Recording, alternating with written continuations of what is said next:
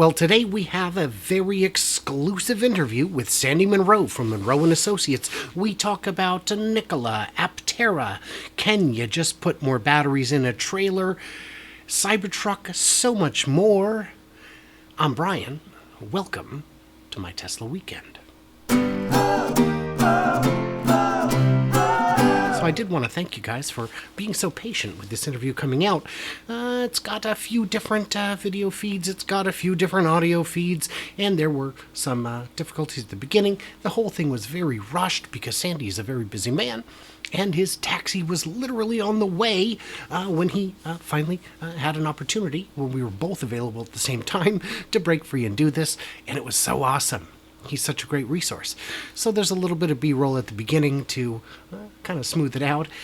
And I did want to say a big thanks to my newest Patreon, Mark N., who's joining us at the $5 level. Thank you so much for your help. Very cool. It's actually what keeps the channel running. YouTube pays very poorly. And I got to travel to talk to these folks. So, without further ado, here we go. Sandy, so good to see you, of course, as always. So I'll make it quick. Is Aptera going to survive long enough to get into volume production? Yes. They've got the right product, they've got the right technology, they've got a very compelling product, and all they need to do is build it. Correct. Okay, that was easy. And quite frankly, we're helping them with that. That we found some very, very good suppliers for them. I think that there's going to be some announcements made, which I do not want to get in the way of. But I think next month you're going to find that they're going to come out with how they're going to do what they're going to do, and it's going to be brilliant. Yeah. So the CyberTruck is going to be using the 9,000-ton casting, certainly for the rear. Could they use the 6,000-ton gigapress for the front, considering it's only 4 inches wider than the Model Y, and it doesn't use as much material as the rear? It'll be an 8,000, not a 6. There's a lot of people who have 6,000-ton presses, and they'll do what they can do, but you can't... the size is the constraint? The size, yeah, it's too big. So you'll have 9,000 and 8,000. They might just go with 2 9,000-ton. For flexibility. Yeah. I keep getting questions. People want to know, could you make a trailer with batteries and a motor for regen? Is that to get more range for your camper or your semi? Or is that just too fiddly? There's the first rule of conservation of energy is energy can't be created or destroyed. It can only change from one mode to another. So if I'm running my battery and my electric motor to drag a trailer, which has an electric motor and a battery. But it would extend the range, is what they mean. You think the weight would bite into it too much? Well, I think that one would cancel the other. So I'm pulling a lot more weight. So that's going to, I don't see how that can work. Okay. But, I needed someone more official than me to say that. Okay. How much does a paint shop cost? A paint shop? Yeah. It can be from here to the moon. Anywhere from $750 million to $3 billion. For a paint shop? Yes. Holy smokes. Yeah. Depends on volume, it depends on colors. There's a whole bunch of things that can make the cost of the paint shop go to the moon. So that's why the CyberTruck, by not getting painted, is going to be saving that much out of the gate. At least. So, Nikola, they going to make it, you think? Yes. Okay. Well, the thing is, with Nikola, yeah, they had some moron that... Right. Actually, I heard he just finally got to jail. Well, that's good. That's where he should be for trying to fool... Like, I'm not a big fan of short sellers, but I am on the side of anybody who does investing, and I don't believe that anybody should be lied to, and that guy lied to people by letting that truck roll down the hill. Now, I've been in that Nikola, and they basically pulled scratch, I don't know, 1,000 feet. I mean, I've never heard a burnout ever from a Class 8 truck. Yeah. I drove the thing, and I didn't even realize that I was pulling a trailer. Yeah. I had a full-size trailer, and so I'm really big into it. Then the next thing was they showed me where the factory was, and then I found out that all the automation they need is basically right across the street from me at one of the premier companies that make automation. It's all sitting there waiting to be delivered. It's done. So the guys at at Nikola, they're getting a raw deal a little bit, but I think that they're going to be the surprise, if you like, in the big truck industry, because as you probably know, you've got the guys down at Freightliner. Their stuff's going to be coming out shortly. Tesla's announced that they're going to be shipping their big trucks. There's a lot of interest in that field. Right. So Lucid has more horsepower and a lower top speed than the Plaid. Why is it slower 0 to 60? There's a million reasons for that, and I'm not smart enough because I've never really taken apart a Lucid Air. So I'm not sure what causes that. I can only tell you that depending on the battery configuration and the efficiency of the engineering, a lot of things change. But I do know that Peter Rollinson is about as smart as they come, and I know that there's a lot of people throwing him under the bus and they're having a hard time getting into production, but they've got a smart crew, and I'm pretty sure that they'll figure it out. So you were talking in your presentation about China's quality is now good. It's always been good. So their What people fail to realize is that about a third or more of a car is Chinese already. Oh. Where do you think? I mean, we can't get those inexpensive, those parts that we absolutely flat out need for a product. We can't get them inexpensively unless they come from China or Taiwan. We just can't do it. Yeah.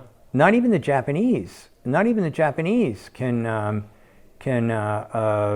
produce vehicles without the aid of high quality Chinese products.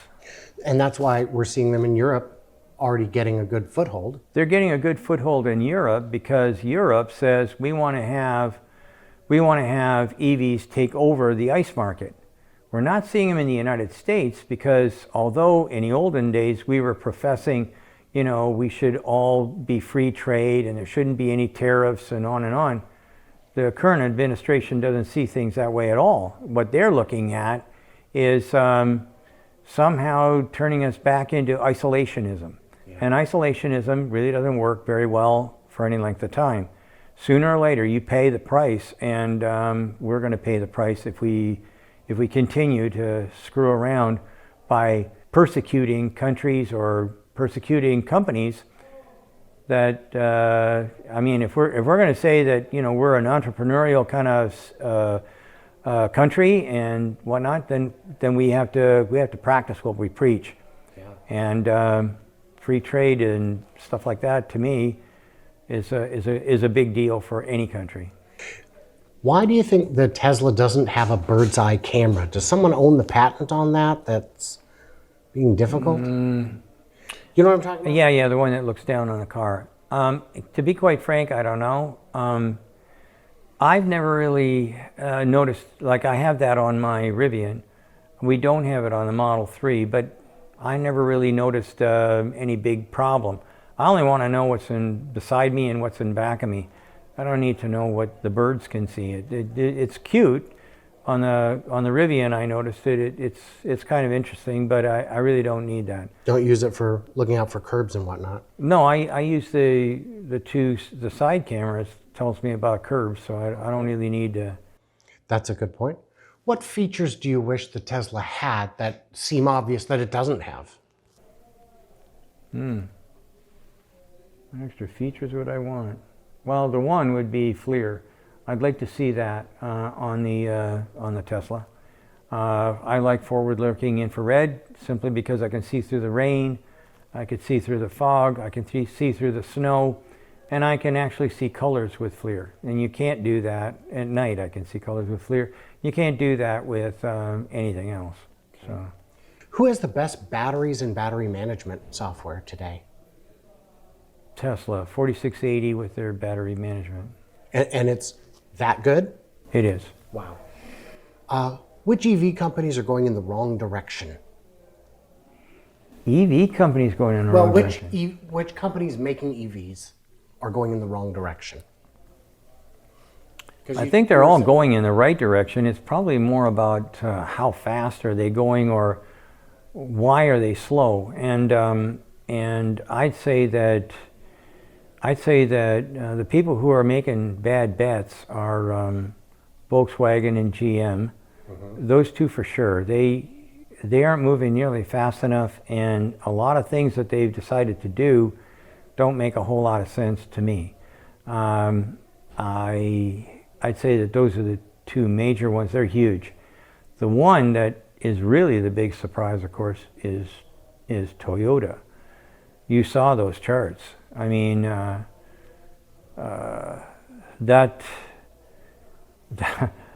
kind of sums everything up. I mean, Toyota's got virtually nothing going on with BEV. They should be world leaders. They should have taken the Prius and just turned it into a BEV, and they didn't. So if you want to talk about the guys that are probably going to have the hardest time, they're probably going to be Toyota and Honda. Who do you think of the legacy guys is going to be the first one to go bankrupt? I don't like to predict things like that. Okay, which ones will struggle the most over the next 10 years? The four I just mentioned: Volkswagen, GM, Toyota, and Honda. And right now, your 2030 gut feeling is that Ford is doing a good job. Yeah. Because you mentioned in your presentation that Jim Farley has got his head on right. He does. He's trying to drive the company in a good direction, and he's probably the best leader that I've seen since Alan Mulally. And you mentioned in your presentation you believe that the compact model is going to have not a structural battery, but a front casting and a rear casting probably. Why no structural battery? Well, I said it's going to be LFP. It's a structural battery. It's just a different battery. Oh, I see. So it's going to be the same three kind of piece configuration we're seeing on the Y. Well, it's more than three pieces, but yeah, it'll be similar to what the Y has. And my guess is they're going to bring, again, the battery pack will come in from underneath, and they'll get the advantage of putting in the seats, the consoles, all that stuff will all be made as a subassembly and popped in and then bolted down. Yeah. So awesome. Thank you, Sandy. I appreciate your time. Oh, you're welcome. Thank you. So there it is, and there you go. That's it. That was the video. That was the interview with Sandy. His wife literally came in to tell us that the taxi had arrived.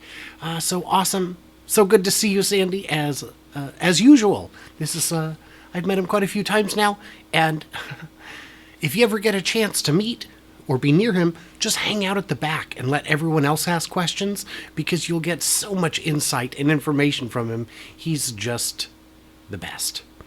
So, what did I miss? What did I misunderstand? What should I ask him next time I see him? Leave all your thoughts in the comments below, and stay tuned, stay juicy, and I simply cannot wait to hear from you clever robots on the Flippity Flop. And by the way, thanks again, as always, to my Patreons who get early access, bonus content, more stuff coming soon. And also, what was I going to say? Oh yeah, and if you can't spare a buck, which is fine, I understand that. I have been there myself. Don't sweat it. Just subscribe, like, comment, do the things that one does, and I will see you guys soon.